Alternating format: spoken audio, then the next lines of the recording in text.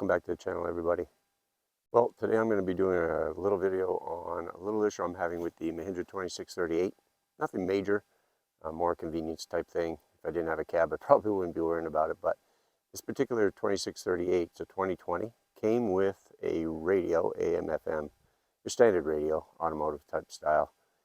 And about a couple weeks ago, I was experiencing an issue where I reached up to turn the volume down and the radio just died, just stopped working. Now, when I say stopped working, I mean it stopped making noise, meaning there's nothing coming out of the speakers. The radio was still on, still playing.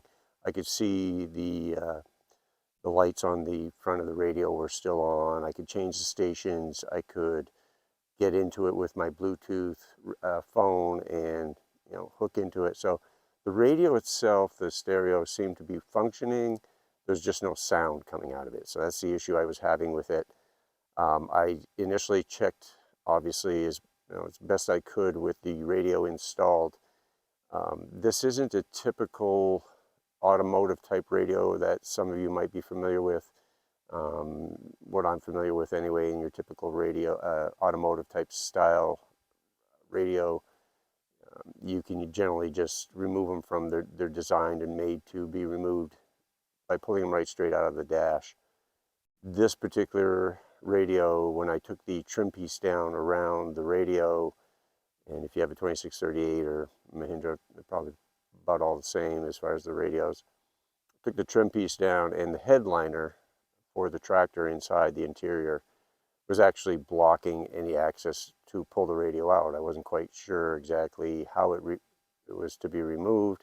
Couldn't really find anything on the internet. Talked to my local dealer and didn't really walk away with any information other than looked like I needed to pull the headliner down in order to remove the radio. So that's in fact what I did. I ended up pulling the headliner down. I'm just going to show you real quick what I ended up doing here and where I'm at in the process. I did get the radio removed. I've done a couple quick little tests to it and verified that in fact it's exactly how it was in the tractor. I can make it turn on, go to the radio stations, and I can see the little level player showing that it's playing and everything, but just nothing coming out of the speaker. So anyway, let me just show you real quick how I got the radio pulled out, and then we will go about, I'll show you where I'm at with testing it, show you the space that it is installed, and why it wasn't able to come out like a typical car radio or an automotive type style radio. Okay, so you can see I already have the headliner pulled down. Now, let me show you from inside here. Basically, there's nothing else that needs to be removed. I did remove the trim for the heater AC control. I'm not sure that really even needed to come off. That could have stayed on there. Same with the trim on the radio right here. That, I think, could have stayed right on. It just snaps into the headliner right up here. So, but at any rate, I popped those off because I wasn't quite sure how it came off. And I wasn't quite sure how much more I was going to need to remove. Turns out all I had to do is remove the screws that actually hold the headliner up. They go all the way around. Now this headliner probably weighs about 15-20 pounds, so it is kind of heavy.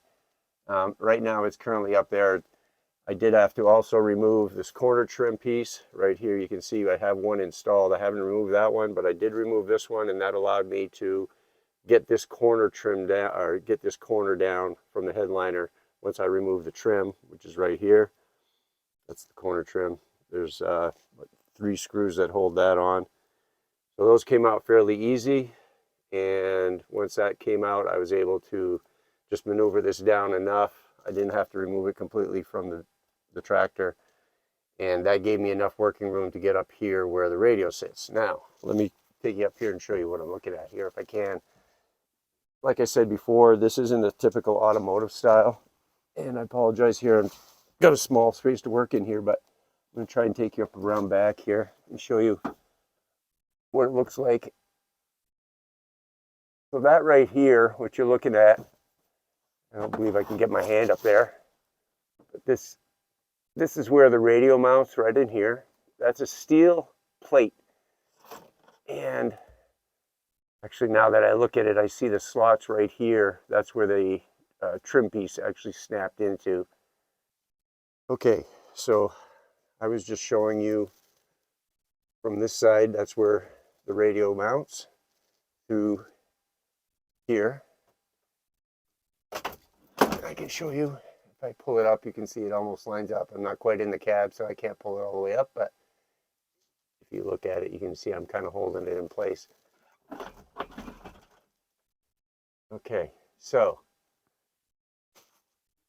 from the back side, you can see there's this plate right here. This wire's in the way a little bit here, but this is actually what the radio mounts to. There's a couple of brackets right on the side. You can see one right here, and there's one on the other side, and that's what actually the radio bolts to right here on each side of the radio. And this is the front right here where you reach the controls. And so that's the mounting plate. That's a rugged, really solid. I'm hitting it right there. It's welded. It's not going anywhere. It can bounce around. It's not going to go anywhere. This thing's on there pretty solid. Okay, so basically all I did is I unplugged the antenna. There was one plug on the back of the radio, which I'll show you in a minute. And I removed 2 screws on each side of this bracket, and the radio pulled right out. Pretty easy. While I'm up here, I'm also going to show you, I did pull one of the speakers out. I needed a speaker with me to bench test the radio. I wanted to make sure. It was pretty simple. 4 screws from inside. There's the guard, speaker guard that goes on. Just remove the 4 screws, unplug it right here, and your speaker will pop right out. That gives you a speaker to work with if you don't already have a spare backup. All right, I'm going to take you inside now. We're going to go look at the radio. Okay, so here is my Kenwood, and as I said before, this is a Kenwood KM, and you can see it right here, BT 304. I believe this radio is actually, there's also a 204 and a 304, but several models. Probably pretty much the same. So now initially when I had the problem with the stereo, I tried a number of different things. This faceplate pulls off, push the little corner, pops off, and this is basically the faceplate, hooks on over here, and you can see there's a little arrow, a little button, and releases the faceplate, and it plugs in right here. Okay, so to go on, it would go like this, and then push it on, and reverse to remove. Now, there is a button in here for reset right here. That's a factory reset button. On this particular, you can see it a little bit right there. And that's the factory reset for the BT 304 and I believe the 204. I did do a factory reset. I also did a firmware update. The firmware update requires me to download a file from the Kenwood website, and I downloaded that file. I first verified that my radio hadn't been updated with the latest firmware, which the manual did tell me how to do.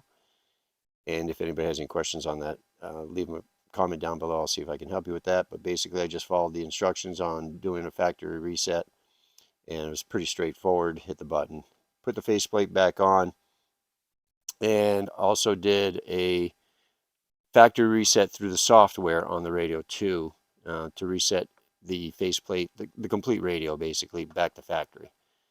And that did not solve my issue. And what I've done now is I've hooked myself up a temporary battery source, power source, 12 volt. And here's the speaker that I'm using just for a test run here.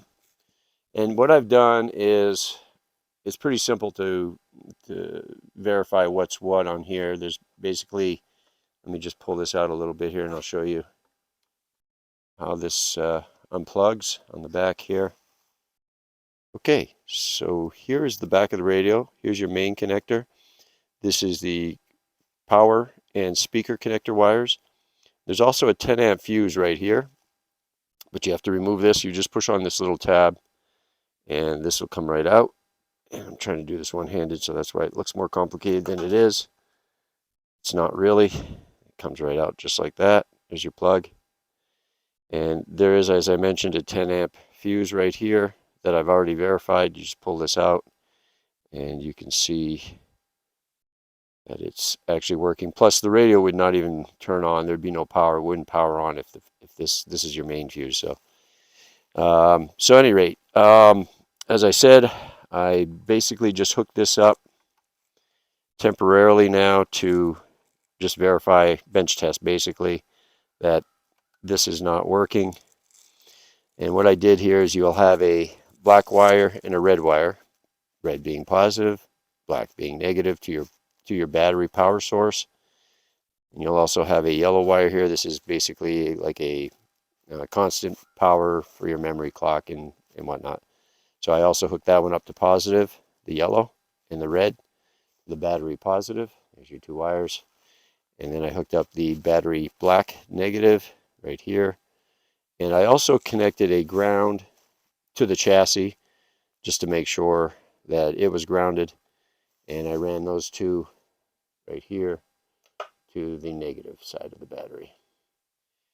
And once I did that, I could see the radio power up like it typically would. And there it is in standby mode, so it's pretty much ready to go. Okay, so now that I have the radio powered up and I can see that everything would normally be working other than the fact that there's no sound coming out of it. So for example, there's the radio. However, I don't have an antenna hooked up currently, so probably not going to, the radio I don't believe is going to work without it. So what I'm going to do is I'll Bluetooth into it from my phone, and I've already connected my phone to it through the Bluetooth. So I'm just going to go to my Bluetooth setting.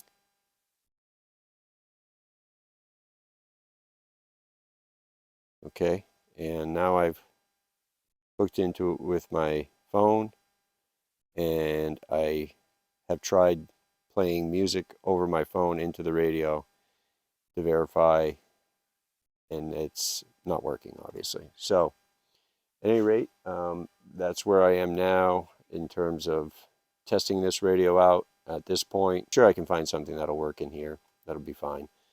But kind of disappointed. This one was a nice radio, worked well, but unfortunately, it's. I will keep you posted, and we'll let you know what the problem is and how we fix it. Thanks for joining me. Have a good day.